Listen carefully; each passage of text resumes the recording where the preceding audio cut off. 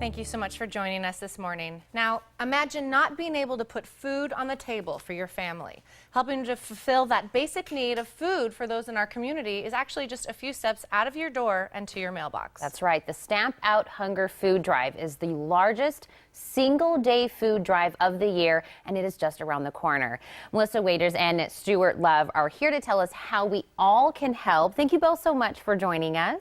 Thank you for having us. We're excited to be on the show today. And what we're saying is almost literal. We're saying your mailbox can basically be a way to help out. So explain what we mean by that. That's right. Basically, this Saturday on May 9th is our largest food drive of the year, and it's an easy way for Tucsonans to help their neighbors who are hungry. Stuart, I'll let you talk a little bit about the drive because it's really predicated all by our postal carriers. And actually, this food drive actually began here in the state of Arizona back in 1992 with one of our sister branches up in Phoenix. They organized a one-day food drive, and it caught on at our national level. And so we've been going strong on this for the last 23 years. And this is something that we do. It's our way of giving back to the community. And as far as the amount of food that we've collected since this has been going on, we've collected over 1 billion pounds of food. Oh, my goodness. Wow. And that's nationwide. So this is the largest single-day food drive, not just here in Arizona, but in the nation. And it helps out all kinds of needy families. Well, that's incredible. So it makes me wonder, how many post offices and people are involved in this? Well, currently there's 11 stations just right here in Tucson that are involved in it locally. Plus, we have 11 associate offices outside of the Tucson arena that collect the food for the food bank also.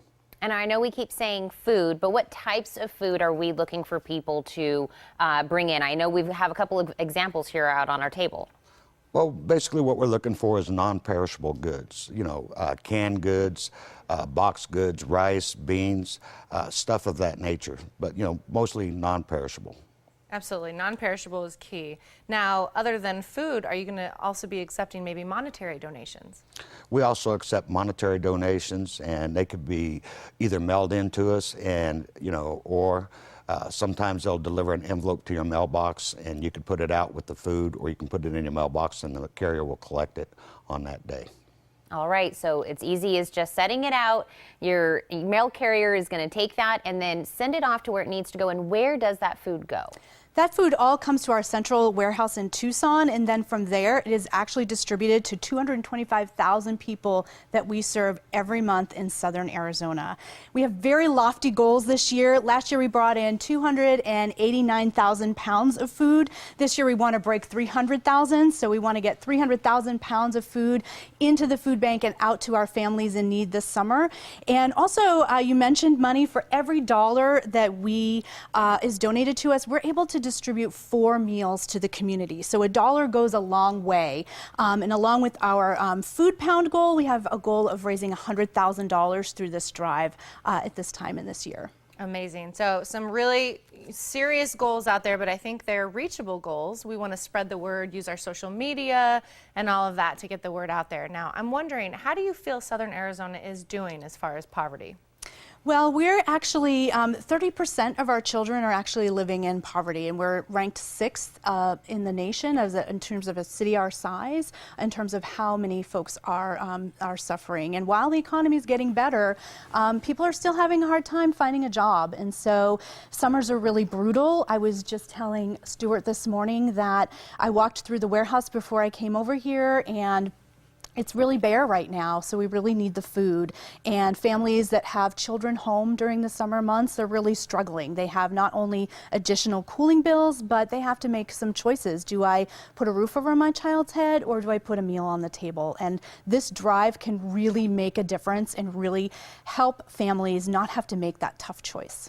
And we think about these things during Thanksgiving, or we think about them during Christmas, but summertime to me, I think, is just another point in time where we need to be a little bit more mindful. It is children that usually get their breakfast and lunch at school. When they come home during the summertime, the parents now have to come out of pocket and find money to pay for those meals at home. So that's where we step in, right? Absolutely, and it's much, much needed this time of year because it is really tough on families, and families experience, as you said, hunger year-round. So anything that people can do to help.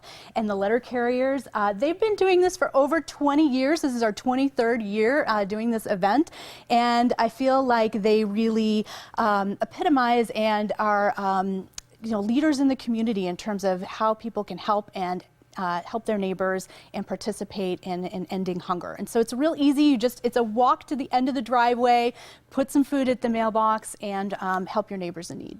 Well, I think that's great. I personally want to thank both of you for everything you do for our community and wish you the best of luck with this amazing program, Food Drive. So we're going to make sure our viewers know all the information. You can make a difference this Saturday with Stamp Out Hunger. For more on the drive and the Community Food Bank, give them a call at 622-0525 or visit the website communityfoodbank.org.